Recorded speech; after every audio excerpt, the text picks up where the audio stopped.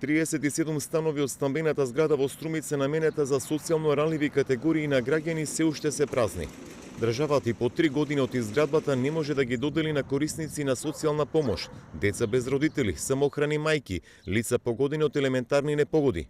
Поништени беа неколку повика за распределба, а министерот Бочварски во февруари годинава најави повик за 10 дена. Во претходниот период имало неколку обиди за да биде распределена оваа социјална зграда на граѓани на кои што им е тоа најпотребно, но тие обиди биле неуспешни поради повеќе причини. Но како и да е, денеска ние имаме повторно формирано комисија која што веќе работи на распишување на новиот оглас. Моите очекувања се дека за 10 дена од денеска ќе биде распишан повикот на кој што ќе можат да се пријават сите граѓани од општина Струмица на кои што им е потребен кров над глава, јас би рекол, или им се потребни подобри услови за живот. Од Министерството за транспорт и врски информира дека повикот што го најавил Бочварски е пролонгиран заради ковид ситуацијата, бидејќи дел од членовите на комисијата биле позитивни на COVID-19. Заради ковид ситуацијата, 20 членови од комисијата беа позитивни и во изолација.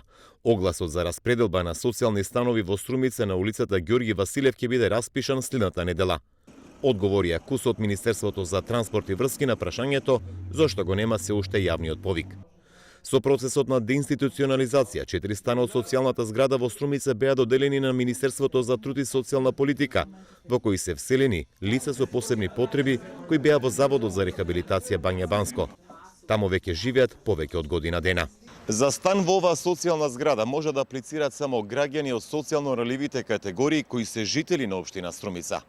Право на добивање стан немаат лица од социјален ризик од околните рурални општини Василево, Босилово и Новосело, иако ги покрива Центарот за социјални работи од Струмица.